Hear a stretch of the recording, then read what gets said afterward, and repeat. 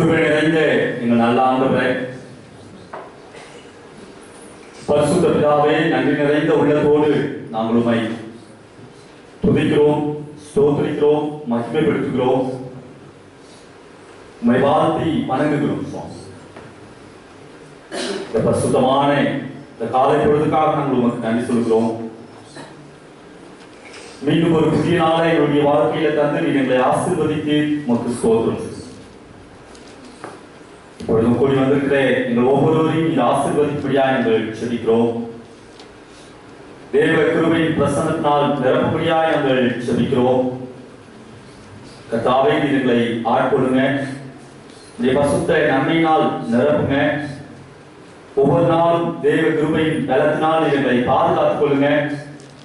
நாங்கள் தியானிக்க போகிற தியானத்தை கர்த்தங்களுக்கு ஆசீர்வதித்தார். இந்த கிருபை தாங்கும் இயேசுவின் நல்ல நாமத்தில் ஜெபிக்கிறோம் எங்கள் நல்ல பிதாவே. ஆமென். அல்லேலூயா, அல்லேலூயா, அல்லேலூயா. கர்த்தருடைய பரிசுத்த நாமத்துக்கு மகிமை உண்டாவதாக. இந்த ஆராதனைக்கு கடந்து வந்திருக்கிற உங்கள் யாவரையும் ஆண்டவராகிய இயேசு கிறிஸ்துவின் ஈடு நாமத்திலே அன்போடு கூட வாழ்த்துகிறேன், வரவேற்கிறேன். நாளையிலே உங்கள் மத்தியில் நிற்கும்படி ஆண்டவர் கிருபை செய்தபடினாலே ஆண்டவரை ஸ்தோத்திரிக்கிறேன். கடவுளுடைய பெருந்தான கிருபையினாலே கடந்த 3 நாட்கள் நம்முடைய திருச்சபையின் எழுப்புதல் கூட்டங்கள் சிறப்பாக நடைபெறுவதற்கு ஆண்டவர் கிருபை செய்தார். அநேக 3 நாட்களும் கலந்து கொண்டீர்கள். இந்த 3 நாளுமே வேற வேற தாட் பேசப்பட்டாலும் கடைசியில் ஒரே ஒரு காரியத்துல தான் வந்து முடிச்சு. என்னதுங்க? அன்பு. இயேசு கிறிஸ்துவனுடைய அன்பு நம்மிலே எப்படி வெளிப்பட்டது, நாம் அதை எப்படி வெளிக்காட்ட வேண்டும் என்ற தலைப்பை தான் 3 நாளுமே நாம திரும்ப திரும்ப தியானம். இன்னைக்கு உலகமெங்கும் லவர்ஸ் டே கொண்டாடப்பட்டு கொண்டிருக்கு. இந்த நாளையே ஒரு தப்பான நாளா மாற்றிட்டாங்க. இந்த நாளையே ஒரு தப்பான நாள் மாதிரி ஒரு தோற்றத்தை கொண்டு வந்துட்டாங்க இல்லையா? அன்பு கூறுகிற எல்லாருக்குமான நாள். கணவன் மனைவியின் எடுத்துரும், தகப்பன் பிள்ளைகள் எடுத்துரும், பிள்ளைகள் தகப்பன் தாயின் எடுத்துரும், எல்லாருமே எல்லா இடத்திலும் அன்பு கூறுகிறோம். அவர்களுக்குரிய ஒரு நாள். இதைதான் நாம் கடந்த 3 நாட்களாக தியானித்து இருக்கிறோம். அன்பு அப்படின்னா அதுக்கு ஏதாவது ஒரு இமேஜ் இருக்கா? ஏதாவது ஒரு உருவம் இருக்கா? அதுக்கு இருக்குங்களா? அது கருப்பா இருக்கும், இல்ல சிகப்பா இருக்கும், இல்ல வெள்ளையா இருக்கும், இல்ல அது பயமும் இருக்கும். அந்த மாதிரி ஏதாவது அதுக்கு ஒரு உருவம் இருக்கா? அப்படின்னா அன்புன்னா என்ன? அப்படின்னா என்ன?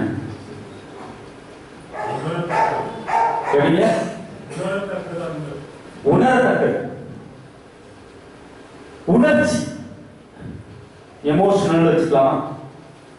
எமோஷன் அது ஒரு உணர்ச்சி இல்லையா? நம்ம கிட்டே யாராவது நமக்கு பிடிச்சபடி நடந்துட்டா அந்த உணர்ச்சி அதிகமா பொங்கும். அப்படிதானே? அப்படிதானே? அதே ஆளு நமக்கு பிடிக்காத ஒரு காரியத்தை செஞ்சா அந்த உணர்ச்சி கொஞ்சம் பின் தாங்கும். அப்படிதானே? அப்படிதானே?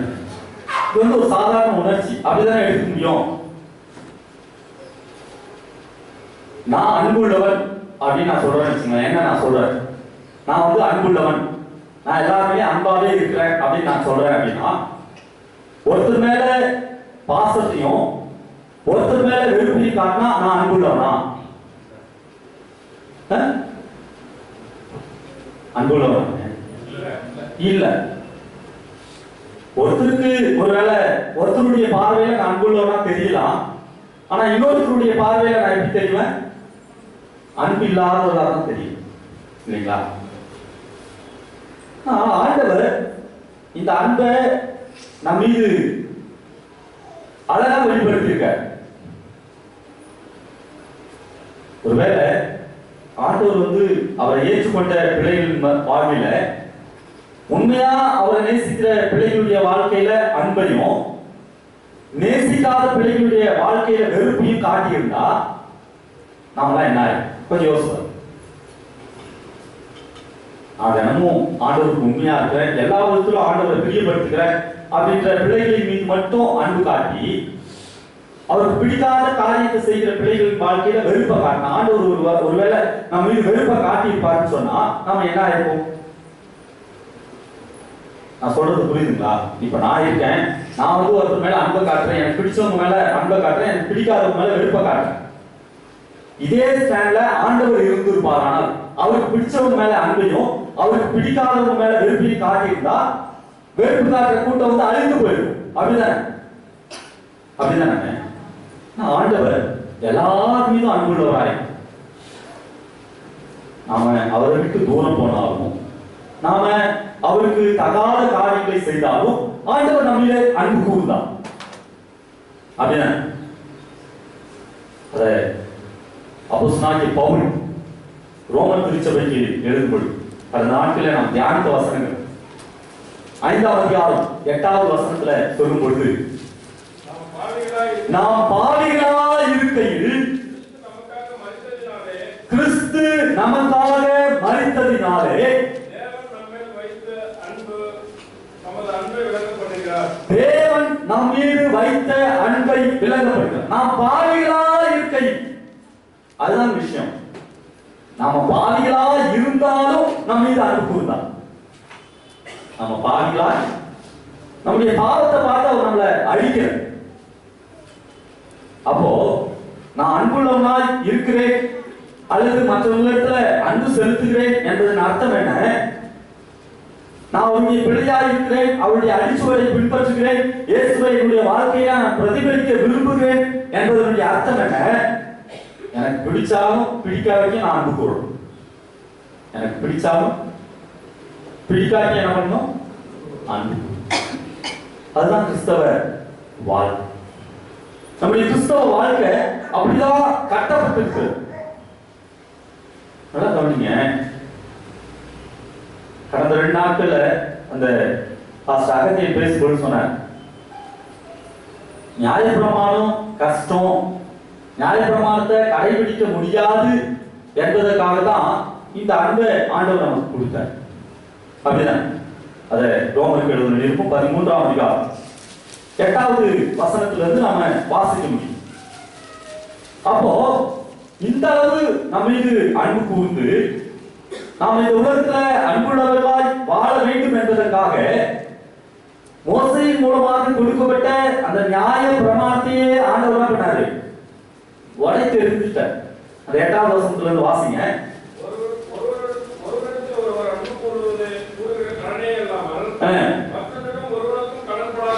கடன்படாதீர்கள், பிறரிடத்தில் அன்பு கூறுகிறவன் நியாய பிரமாணத்தை நிறைவேற்றுகிறான் என்றால்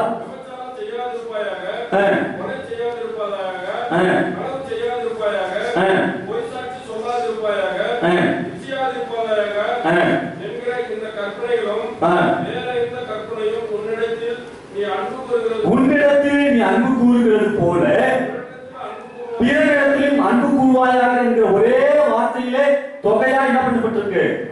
அடங்கி இருக்கிறது. அன்பானது பிறருக்கு பொல்லாது செய்யாது. ஆதலால் அன்பு நியாய பிரமாணத்தின் நிறைவேறுதலாக இருக்கிறது. அப்ப இந்த உலகத்துல அன்பு செய்ய நம்ம அழைக்கப்பட்டது மாத்திரமல்ல,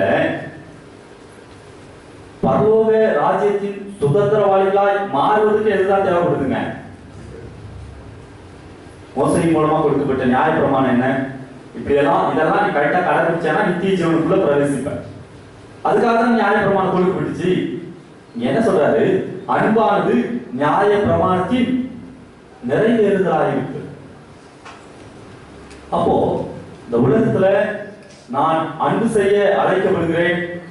அன்பினால என்னுடைய பரலோகத்துல எனக்கு கொடுக்கப்பட்ட இடத்தை நான் சுதந்திரிக்க விரும்புகிறேன் அப்படின்னு சொன்னா நான் என்ன செய்ய?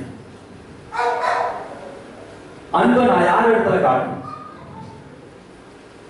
நம்ம ஒருத்தர் ரொம்ப நேசிப்போம், அவங்களுக்காக எல்லாத்தையுமே விட்டு கொடுக்க தயாரா இருப்போம்.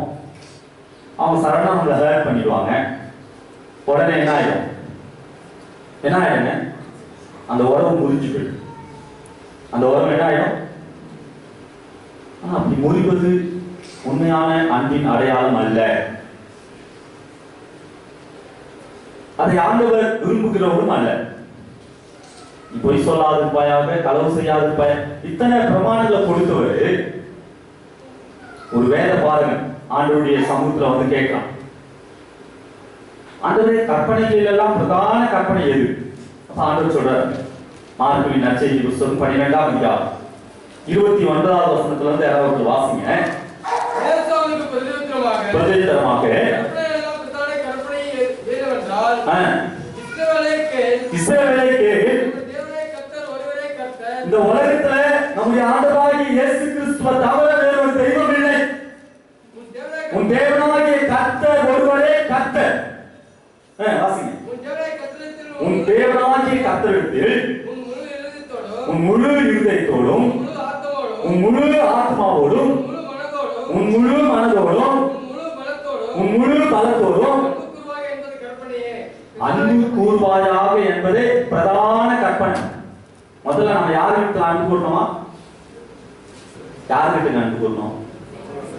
நம்மை படைத்த ஆண்டவரிடத்துல தான் முதல்ல அன்பு கூறணும்.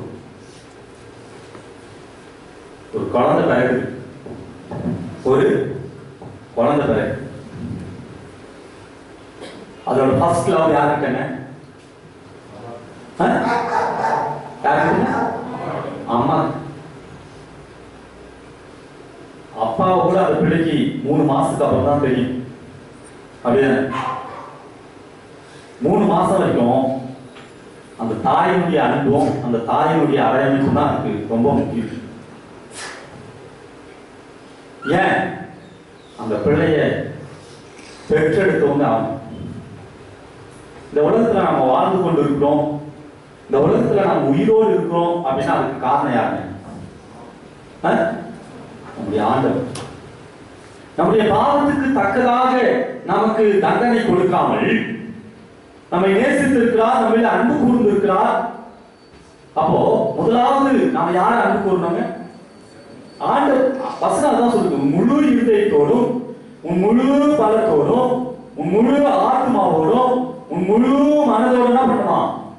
ஆண்டவர் இடத்துல அன்பு கூற வேண்டும். எப்படி அன்பு கூறணும் அப்படின்றதையும் அவர் நமக்கு சொல்லி தந்திருக்கிறாரு. அது செய்தியும் சிலுவையில செய்தும் காட்டி. நல்லா கவனிங்க, ஆண்டவர் ஒரு மனுஷனை எந்த எமோஷனும் இல்லாம படைச்சது. அவனுக்குள்ள எல்லா எமோஷனையும் வச்சிருக்காரு. மனுஷனிடத்துல அவர் அன்பு கூட்டபடினாலதான் மனுஷனை தன்னை போல படைச்சாருங்க. மனுஷனிடத்துல சகல மிருக ஜாதிகளையும் ஜாதி ஜாதியா படைச்சவரு மனுஷனை மட்டும் தன்னை போல படைச்சார். ஆதியாகமத்தின் புத்தகம் 3ஆம் அதிகாரம் 8வது வசனத்தை யாராவது வாசிங்க.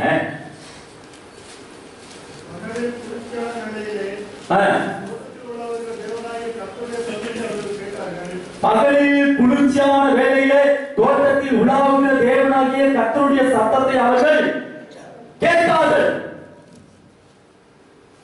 தேவன் தம்பி ஜனங்களோடு கூட, நான் படைத்த மனிதனோடு கூட பண்ணிட்டு இருந்தாரு, உறவாடிட்டு இருந்தார். எப்படி இருந்தாரு? அவங்க பேசிட்டு இருந்தார். அவங்கள ஒரு நல்ல ரிலேஷன்ஷிப்ல ஆண்டவர் இருந்தார்.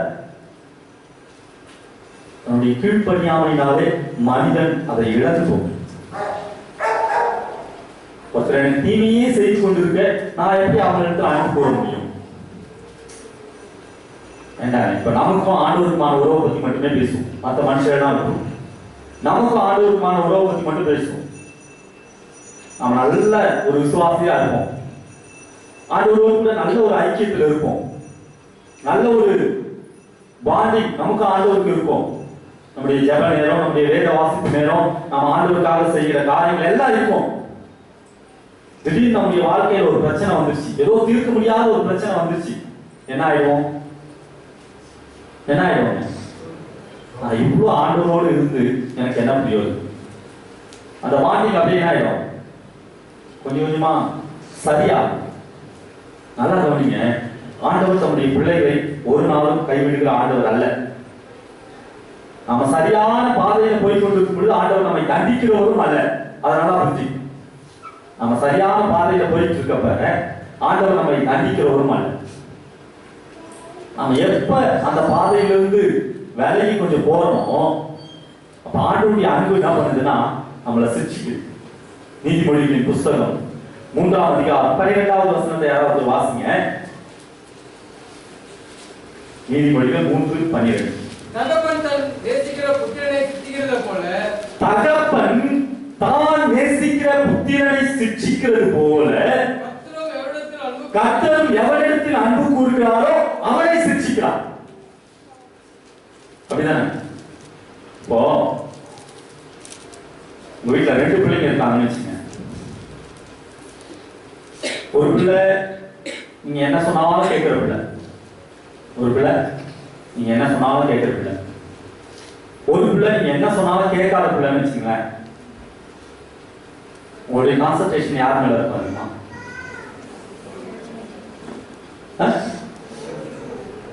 சொல்லுங்க. கேட்கிற பிள்ளை மேல, கேட்காத பிள்ளை மேல இருக்குமா? கேட்கிற பிள்ளை மேல இருக்குமா? கேட்கிற பிள்ளை மேல. ஏன்?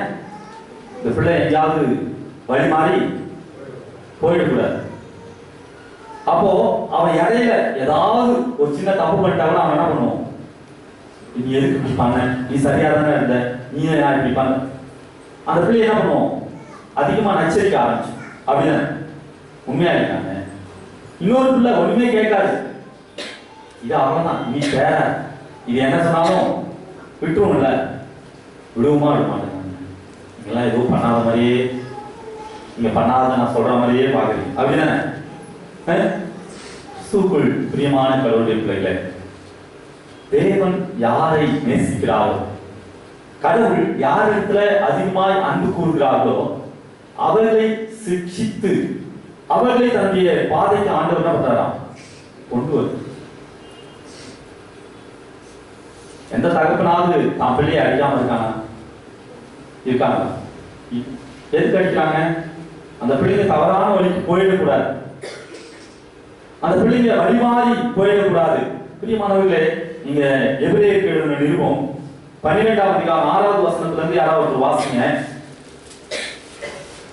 கர்த்தர் எவரிடத்தில் அன்பு கூறுகிறாரோ அவனே அவர் சிட்சித்து தாம் சேர்த்துக் கொள்கிற எந்த மகனையும் தண்டிக்கிறார் என்று பிள்ளைகளுக்கு சொல்லுகிறது போல உங்களுக்கும் சொல்லியிருக்கிற புத்திமதியை மறந்தீர்கள். பிரியமானவர்களே, நீங்க சொல்ற பாருங்க, கர்த்தர் எவனிடத்தில் அன்பு கூறுகிறாரோ அவனை அவர் சிட்சித்து தாம் சேர்த்துக் கொள்கிற எந்த மகனையும் தண்டிக்கிறார் என்று பிள்ளைகளுக்கு சொல்லுகிறது போல உங்களுக்கு சொல்லி இருக்கிற புத்திமதி என்ன பண்றீங்க? மறந்து போறீங்க. நீங்கள் சிக்ஷையை சகிக்கிறவர்களா இருந்தால் தேவன் உங்களை புத்திரராக எண்ணி நடத்துகிறார். தகப்பன் சிக்ஷியாத புத்திரன் உண்டோ?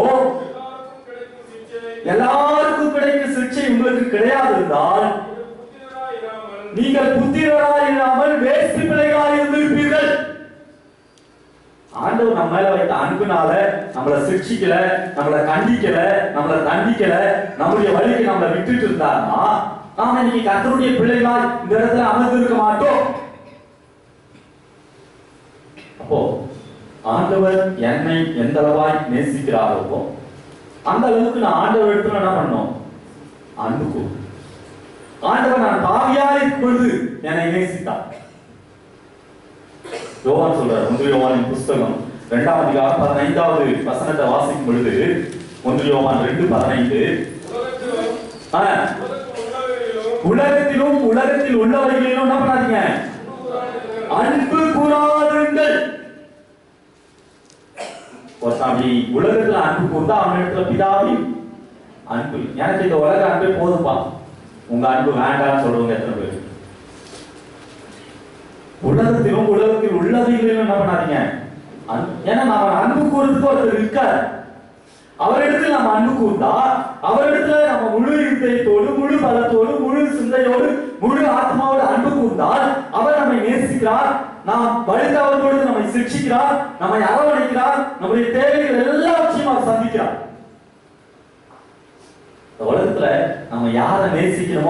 நேசிக்கிறது. யார் இடத்துல அன்பு கூறணுமோ அவரிடத்துல நம்ம அன்பு கூறுறது. ஆமா, அவர் மேல அன்பா இருந்தா, அவரோடு கூட நாம் அன்புல ஐக்கியப்பட்டிருந்தா மற்ற எல்லாருமே அன்பு தானே வந்துடும். மற்ற எல்லாமே அடுத்தடுத்து அப்படியே நடக்கும். அவருக்கும் நமக்குமான உறவு சரியில்லைன்னு சொன்னா இந்த உலகத்தோடு நமக்கு இருக்கிற உறவும் கண்டிப்பா சரியான உறவாக இருக்காது. இதை நம்ம உணரணும். பிரியமானவர்களே, முதலாவது தேவனிடத்தில் அன்பு. இரண்டாவது சொல்றாரு, நீ உன்னிடத்தில் அன்பு கூறுகிறது போல. யார் இடத்துல? ஃபர்ஸ்ட் பிரதான கற்பனையை பத்தி பேசும்போது சொல்றாரு, தேவனாகிய கர்த்தர் ஒருவரே கர்த்தர், நீ அவரிடத்துல அன்பு கூறணும். இரண்டாவது யார் இடத்துல அன்பு கூறணுமா? என்னிடத்தில் நான் அன்பு கூறணும். என்னிடத்துல நான் அன்பு கூறணும். என்னிடத்தில் அன்பு கூறுறது அப்படின்னா என்ன?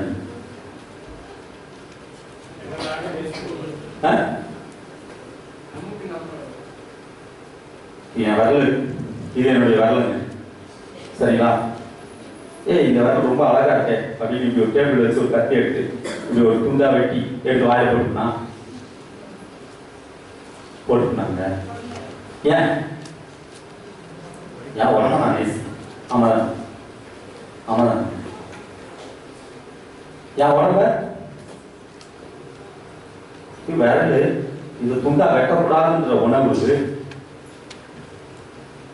நான் சிகரெட் குடிச்சா என்னுடைய நுரையீரல் போயிடும், உள்ள இருக்கிறது போயிடுமே அப்படின்ற உணர்வு எனக்கு இருக்கா?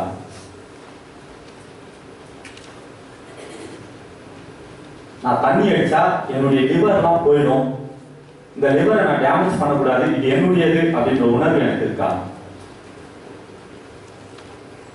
சொல்லுங்க. அப்ப இதெல்லாம் நீ செய்யறனா உன்னிடத்துல நீ அன்பு கூறலன்னு தானே அர்த்தம். உடம்புல இருக்க உறுப்பு மேல உனக்கு அன்பு இல்லைன்னு தானே அர்த்தம். சொல்லுங்களேன். நான் வெத்தலை பாக்கு போடுறேன், புயல போடுறேன், இல்ல பொடி போடுறேன், இதனால என்னுடைய உள்ளுறுப்புகள் பாதிக்கப்படுது. இது எப்படி போனா எனக்கு என்ன, நான் இருக்கிற காலத்துல சந்தோஷமா இருந்தா போதும்னு நினைக்கிறோமா? அது மட்டும் எங்க இடத்துல அன்பு கூறுவதல்ல.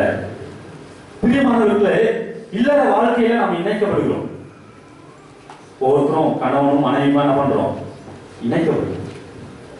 இணைக்கப்படும் பொழுது என்ன சொல்றோம்? இணைக்கப்படும் பொழுது என்ன சொல்றோம்?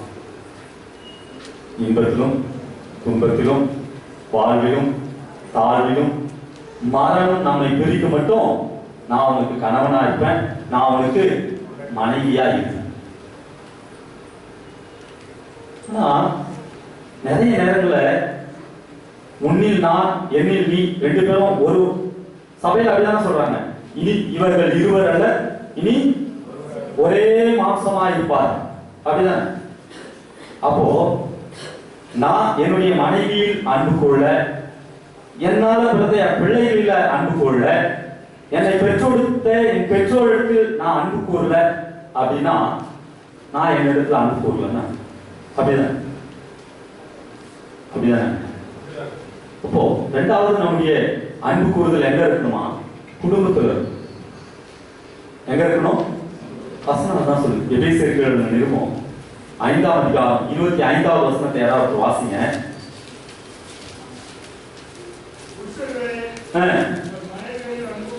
புருஷர்களே உங்கள் மனைவிகளிடத்தில் என்ன பண்ணுங்களா? அன்பு கூறு. கிறிஸ்துவுக்குள் பிரியமான கடவுளை யோசுவா இவரே புருஷனுக்கு மட்டும் சொல்றாரு, புருஷர்களே உங்கள் மனைவிகளே அன்பு கூறு. ரொம்ப ஞானமான ஆள் தான். அதுக்கு முன்னாடியே பார்த்துக்கோங்க, 22வது வசனத்துல சொல்றாரு, மனைவிகளே கர்த்தருக்கு கீழ்ப்படிகிறது போல. கொஞ்சம் மாற்றி சொல்றாரு. என்ன கணவன் சொல்றாரு, உங்க மனைவிகளில் அன்பு கூறுங்கள், லவ் யுவர் வைஃப் அப்படின்னு சொல்றது. இங்க என்ன சொல்றாரு? இங்க ஒரு விஷயத்தை நான் ஒத்துக்கணும். ஆண்களை விட பெண்களுக்கு அன்பு அதிகம். ஆமா ஆமாவா இல்லைங்க? ஆமா. ஆனா கொஞ்சம் முரட்டு ஜாஸ்தி. இது ஒரு கேள்விங்களா? சும்மா பிரியமானவர்களே, ஆண்டவர் மனுஷனை ஆணும் பெண்ணுமாக படைத்தார்.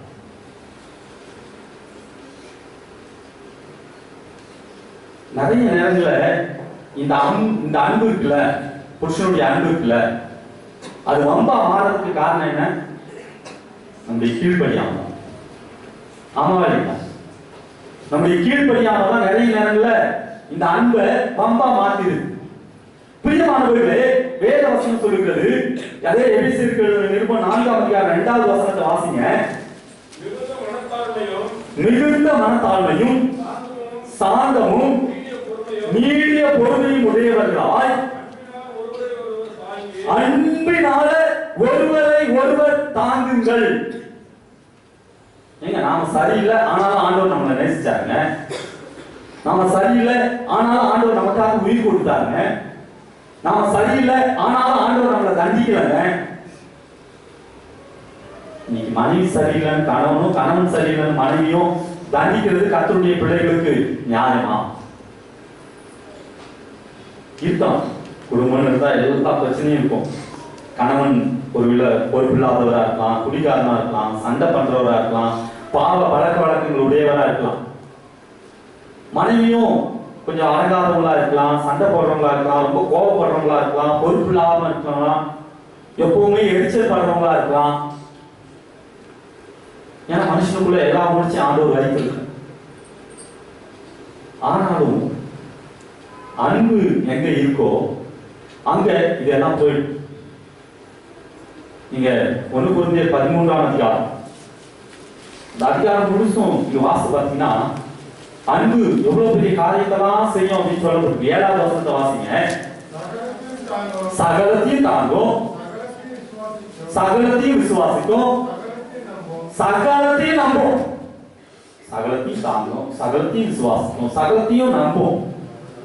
அப்போ அன்பு இல்லாத இடத்துல சந்தேகம் வரும், அன்பு இல்லாத இடத்துல பிரச்சனை வரும், அன்பு இல்லாத இடத்துல கீழ்ப்படியாம வரும், அன்பு இல்லாத இடத்துல எல்லாமே வந்து என்ன ஆயிடும்? குடும்பத்தை சீர்குலைச்சு. கொலோசியர் நிருபம் 3ஆம் அதிகாரம் 13வது வசனத்தை வாசிக்கும் பொழுது அங்கே அப்போஸ்தலனாகிய பவுல் ரொம்ப அருமையா எழுதுறார். ஒருவரை ஒருவர் தாங்கி. எல்லாருக்கும் பொருந்தும், கணவன் மனைவி மாத்திரம் அல்ல, எல்லாருக்கும் பொருந்தும். சபையில அமர்ந்து இருக்கிற எல்லாருக்குமே பொருந்தும். ஒருவரை ஒருவர் தாங்கி, ஒருவர் பேரில் ஒருவருக்கு குறைபாடு உண்டானால் கிறிஸ்து உங்களுக்கு மன்னித்தது போல. எப்படிங்க? கிறிஸ்து உங்களுக்கு மன்னித்தது போல நீங்களும் ஒருவருக்கு ஒருவர் என்ன பண்ணுங்க? மன்னியுங்கள். கிறிஸ்து நமக்கு மன்னிக்கல, கிறிஸ்து நம்மை ஏற்றுக்கொள்ளல, கிறிஸ்து நம்முடைய பாவத்துக்கு தக்கதாய் நம்மை தண்டிக்கிறார் அப்படின்னு நாம நினைச்சோம்னா நம்ம உயிரோடு இருக்க முடியாது. அப்படிதானே?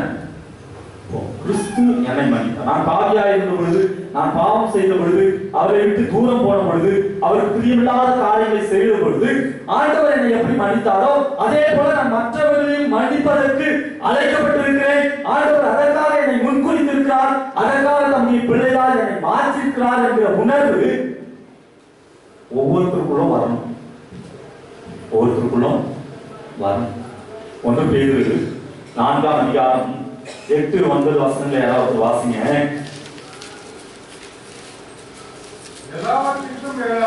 எல்லாவற்றுக்கும் மேலாக ஒருவரில் ஒருவர் ஊக்கமான அன்புள்ளவர்களாக இருங்கள்.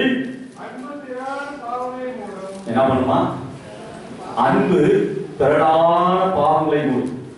ஒருத்தர் நாம உண்மையா நேசிச்சா அவங்க பண்ற தப்பு எதுவுமே நம்ம கண்ணுக்கு தெரியாது. அதுக்காக அவங்க தண்டிக்க கூடாது, கேட்க கூடாது என்பது அர்த்தம் அல்ல.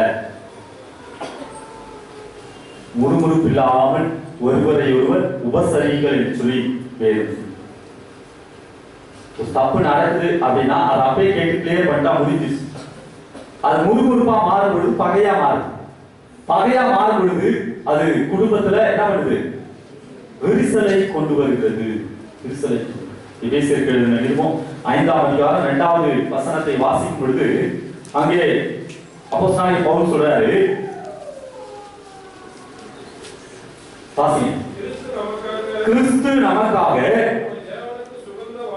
தம்மை தேவனுக்கு சுகந்த வாசனையான காணிக்கையாகவும் பலியாகவும் ஒப்பு கொடுத்து நம்மில் அன்பு கூர்ந்தது போல நீங்களும் அன்பிலே நடந்து. கிறிஸ்து நமக்காக நம்மில் அன்பு கூர்ந்து நம்மை ஒப்பு கொடுத்து, நாம நமக்காக, மனைவிக்காக, நம்முடைய பிள்ளைகளுக்காக, நம்முடைய கணவருக்காக, நம்மை சுற்றி இருக்கிற மக்களுக்காக நம்மை ஒப்பு கொடுக்க, அன்புள்ளவர்களாய் வாழ்வதற்கு நம்ம அழைக்கிறோம். நேற்று ஞான அகத்தின் அவர்கள் பேசும் பொழுது ஒரு ஸ்டேட்மெண்ட் சொன்னாங்க. உண்மையில எனக்கு ரொம்ப பிடிச்சிருந்துச்சு அந்த ஸ்டேட்மெண்ட். இந்த வேதாகமும் நமக்கு வேதாகம். எத்தனை பேர் ஞாபகம்? இந்த வேதாகமும் நமக்கு வேதாகம். நமக்கு வெளியே இருக்கிறவங்களுக்கு நாம தான் வேதாகம். அப்போ நம்முடைய வாழ்க்கை ஒரு அன்புள்ள வாழ்க்கையா இருக்குமானால், அன்பை பிரதிபலிக்கிற ஒரு வாழ்க்கையா இருக்குமானால், மற்றவர்களை கிறிஸ்துவனை நம்மால் கூட்டி சேர்க்க முடியும். இதுதான் நம்ம கற்றுக் கொடுக்க. நாம் நம்மை படைத்த ஆண்டுகளிட கூற வேண்டும். இரண்டாவது, நம்முடைய குடும்பத்தில் நம்மை சார்ந்திருக்கிற மனைவி, பிள்ளைங்க, கணவன், நம்முடைய மாமனார், மாமியார், இவங்களெல்லாம் நாம அன்பு கூற அழைக்கப்படுகிறோம். மூன்றாவது சொல்லிக்கிறது, உன்னில் நீ அன்பு கூறுகிறது போல பிறனிடத்திலும் அன்பு கூறுவாயா. பிறனிடத்திலும் அன்பு கூறுவாயா. எனக்கு பிறன் யார்?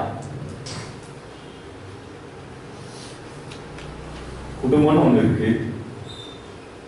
குடும்பத்துக்கு வெளியே நமக்கு நிறைய உறவுகள். ஒரு ஆபீஸ்ல ஒர்க் பண்றோம்னா ஆபீஸ்ல நமக்கு நிறைய கொலீக்ஸ் இருக்காங்க. ஒரு திருச்சபையில நம்ம நண்பரா இருக்கோம்னா நம்முடைய திருச்சபையில இருக்கிறவங்க தான் நமக்கு உறவு. அப்போ என்னுடைய வீட்டை விட்டு நான் வெளியே வந்த பிறகு என்னோடு கூட பழகுகிற, என்னோடு கூட உறவில் இருக்கிற எல்லாருமே எனக்கு பிறர் தான். அப்படிதான். இப்போ அவர்கள் எல்லாரையும் நேசிப்பதற்கு நான் அழைக்கப்பட்டிருக்கேன்.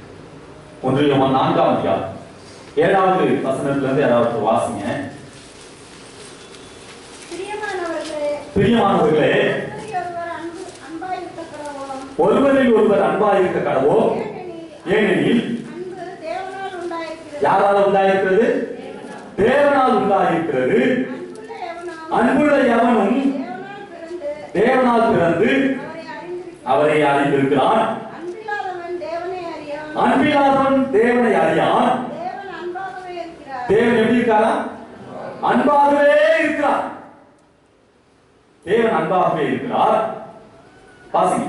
நம்முடைய ஒரே பேரான குமாரனாலே நாம் பிழைக்கும்படிக்கு தேவன் அவரை உலகத்திலே அனுப்பினார்.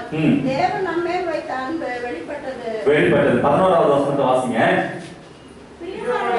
பிரியமானவர்களே, தேவன் இவ்விதமாய் நம்மிடத்தில் அன்பு கூர்ந்திருக்க, நாமும் ஒருவரிடத்தில் ஒருவர் அன்பு கூற கடனாளிகளாய் இருக்கிறோம். தேவனை ஒருபோது கண்டதில்லை. நாம் ஒருவரிடத்தில் ஒருவர் அன்பு கூர்ந்தால் தேவன் நமக்குள் நிலைத்திருக்கிறார். அவருடைய அன்பு நமக்குள் என்ன பண்ணுமா? பூரணப்படும். நம்முடைய கடவுளை காட்டுவதற்கு ஒரே வழி இதுதான். அன்னை தெரேசாவை பற்றி எல்லாருக்கும் தெரியும் இல்லையா? அவங்க இந்திய தேசத்துக்கு வந்து கர்த்தருடைய ஊழியத்தை நிறைவேற்றின ஒரு அன்பான ஒரு அருமையான சகோதரி.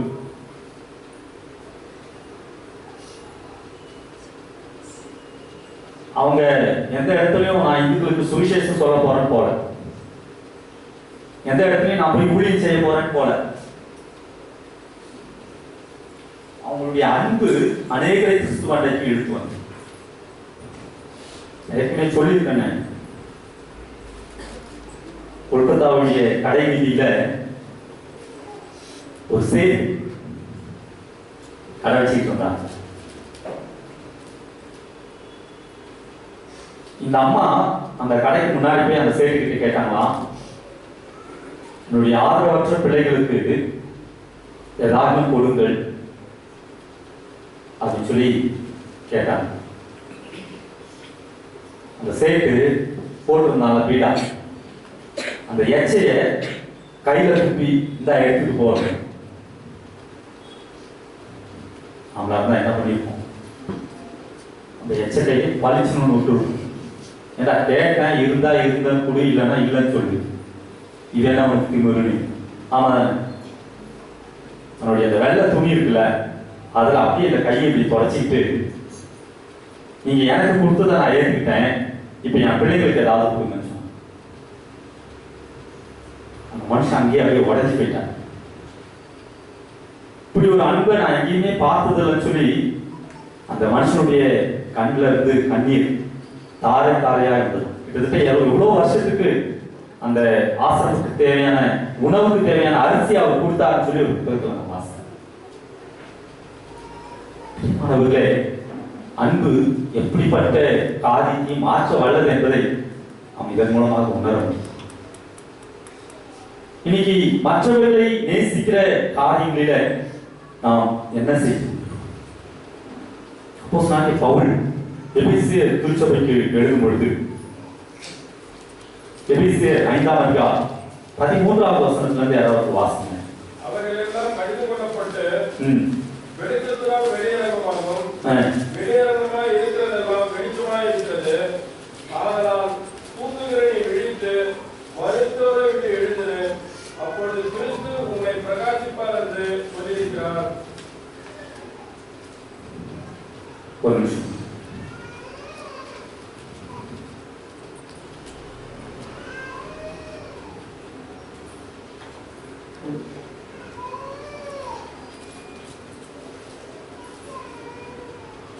கலாத்தியர் 5ஆம் அதிகாரம் 13வது வசனம்.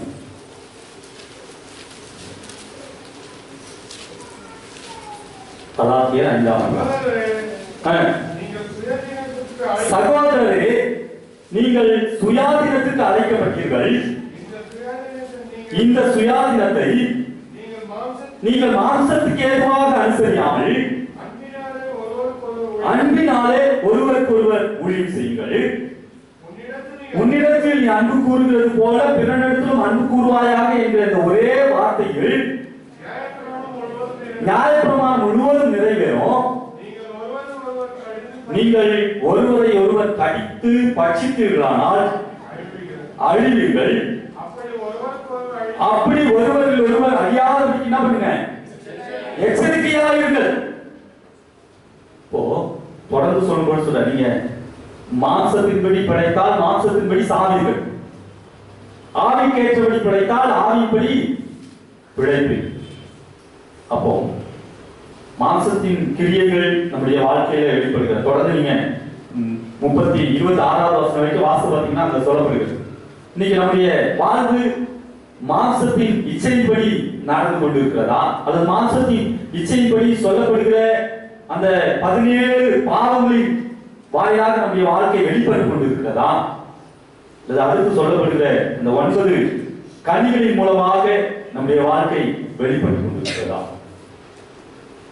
ஆண்டவருடைய அன்பு இருந்தா மட்டும்தான் இதெல்லாம் நம்முடைய வாழ்க்கையில வெளிப்படும். ஆண்டவர் அதான் சொல்றார், நீங்க அன்பு செலுத்துறதுல கடனாளிகளா இருக்கிறத தவிர வேற எதுலையும் கடனாளிகளா இராதீங்க அப்படின்னு சொல்ற. அப்போ நாம்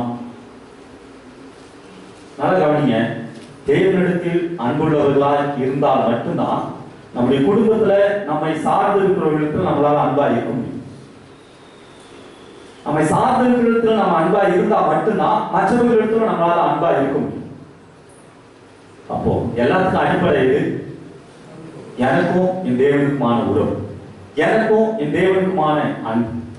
இன்னைக்கு நாம யாரையும் அன்பு கூற ஆசைப்படும், யாரோடு நம்முடைய அன்பான உறவு இருக்கு? பிரியமானவர்களே, ஏதோ கடமைக்காக சபைக்கு வந்து கடமைக்காக நம்முடைய காலத்தை கழித்தார். ஆண்டவர் நமக்கு பிரதான கற்பனையாய் கொடுக்கிறார். இந்த கற்பனைகளை கைக்கொள்வதற்கு நம்முடைய வாழ்க்கையில நாம் தீர்மானங்களை தேவனிடத்தில் அன்பு கூறுவோம். நம்முடைய குடும்பத்தில் நாம் அன்பு கூறுவோம். நம்முடைய மனைவி, பிள்ளைகள், பெற்றோர், நம்மை நேசிக்கிற நம்முடைய குடும்பத்துல நாம் அன்பு கூறுவோம். மூன்றாவதாக நம்மை சார்ந்திருக்கிற மற்றவர்களுக்கும் அன்பை வெளிப்படுத்துவோம். அதனால இயேசுவின் நாமம் மகிமைப்படும், நம்முடைய வாழ்வு கர்த்தருக்கு உகந்த ஒரு வாழ்வாய் இருக்கும். கடவுள் தாமே இந்த திருவார்த்தைகளை நம்முடைய நித்திய ஜீவனுக்கு ஆசீர்வதித்து தருவாராக. ஆம்.